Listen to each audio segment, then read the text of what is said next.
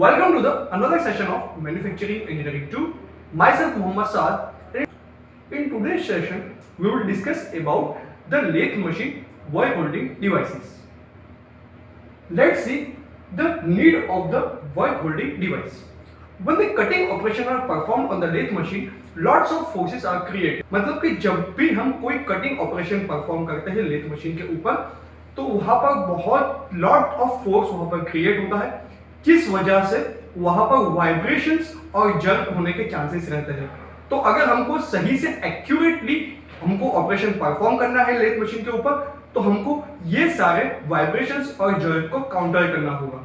तो इसलिए हम जो हमारा टूल होता है उसको टूल पोस्ट के ऊपर रिजिडली फिक्स करते हैं with the assistance of bolt. उसके अलावा जो हमारा वर्कपीस होता है उसको होल्ड करने के लिए various types of work holding device use करते हैं depending upon its shape, size, diameter और जो उसका वेट है।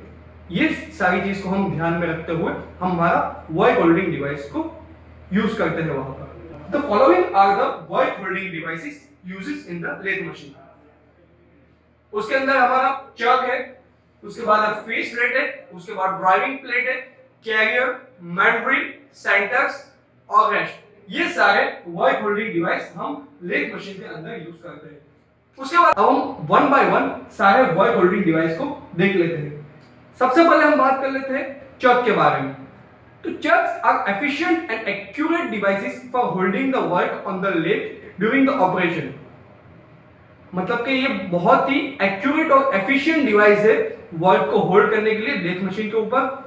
The most common type of chuck are as given below, जिसके अंदर यहाँ पर हम देख लेते हैं टाइप्स ऑफ चक के बारे में, कौन से टाइप्स के चक लेथ मशीन के ऊपर यूज होते हैं। तो सबसे पहला है 4-जो चक और इंडिपेंडेंट चक, उसके बाद है 3-जो चक और सेल्फ सेंटरिंग चक, उसके बाद है मैग्नेटिक चक, उसके बाद collet chuck, combination chuck, drill chuck and air और हाइड्रोलिक ऑपरेटेड चक।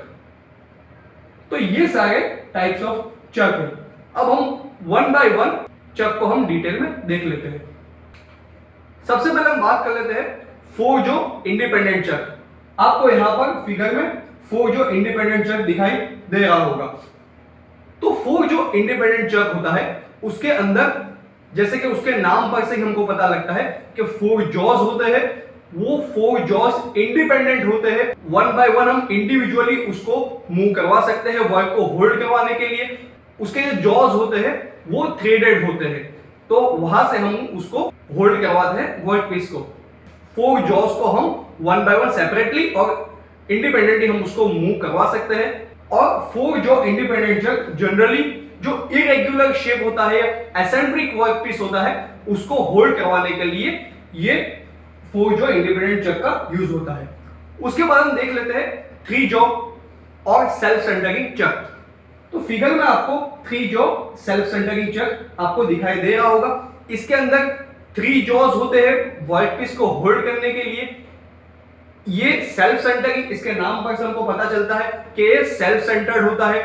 जनरली रेगुलर शेप और जो राउंड सिलिंड्रिकल शेप के वर्कपीस होते हैं उसको होल्ड करने के लिए 3-जो सेल्फ सेंटरिंग चक का यूज होता है। 3-जो सेल्फ सेंटरिंग चक उसको हम इंडिपेंडेंटली उसको जॉ को नहीं मूव करवा सकते। हम एक जॉ को मूव करवाएंगे तो ऑटोमेटिकली रिमेनिंग 2 जॉज भी ऑटोमेटिकली सेल्फ सेंटर हो जाएंगे और वर्कपीस को होल्ड कर देगा। उसके बाद हम बात कर लेते हैं मैग्नेटिक चक के बारे में। तो magnetic chuck uses the magnetic force और परमानेंट मैग्नेट, इलेक्ट्रोमैग्नेट और electro permanent magnetic material to achieve chucking और होल्डिंग एक्शन। मतलब कि ये परमानेंट मैग्नेट का यूज करता है, इलेक्ट्रोमैग्नेट का यूज करता है और इलेक्ट्रो परमानेंट मैग्नेटिक मटेरियल का यूज करता है टू अचीव चकिंग और होल्डिंग एक्शन। उसके बाद हम बात कर लेते हैं combination chuck. Combination chuck is a combination of 3-जो चक एंड 4-जो चक। इसको हम, ये जो हमारा कॉम्बिनेशन चक है जो हमको फिगर में दिखाई दे रहा है, वो कॉम्बिनेशन है 3-जो चक का और 4-जो चक का। इसको हम इंडिविजुअली भी इसके जॉज को मूव करवा सकते हैं और साथ में यूनिसन भी हम इसको मूव करवा सकते हैं।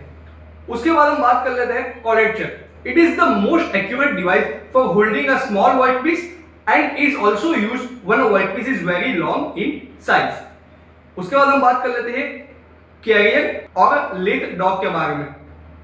These are used along with a driving plate. The workpiece is inserted in a V-shaped hole and the lead dog and then firmly secured. जो हमारा lead dog होता है वो जनरली हमारे ड्राइविंग प्लेट्स के साथ यूज होता है।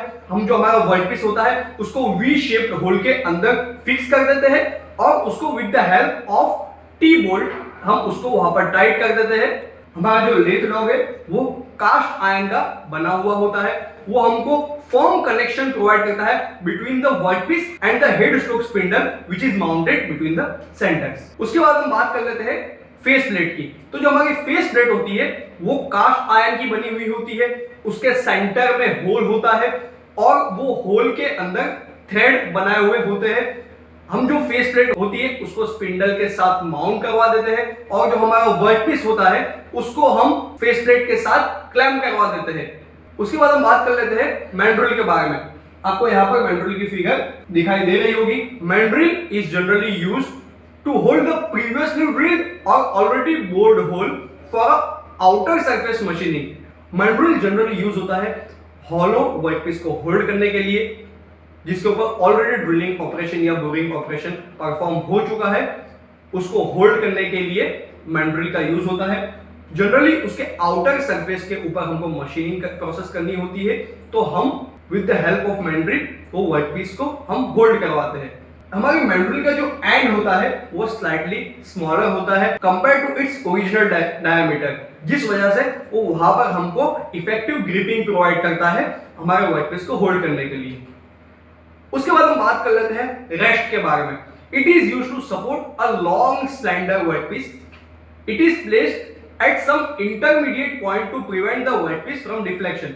मतलब कि जब हमारा वर्कपीस होता है उसकी लेंथ बहुत ज्यादा होती है तो उस वक्त ये जो हमारा रेस्ट यहाँ पर फिगर में दिखाई दे रहा है उसको इंटरमीडिएट पोजीशन के ऊपर फिक्स करवाते हैं, जिस वजह से जो हमारा लॉन्ग वर्कपीस है वो ड्यूरिंग रोटेशन उसका डिफ्लेक्शन ना हो जाए।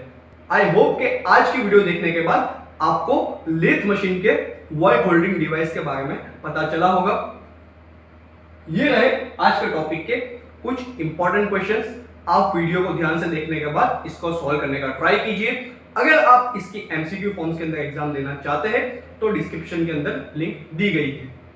Thank you.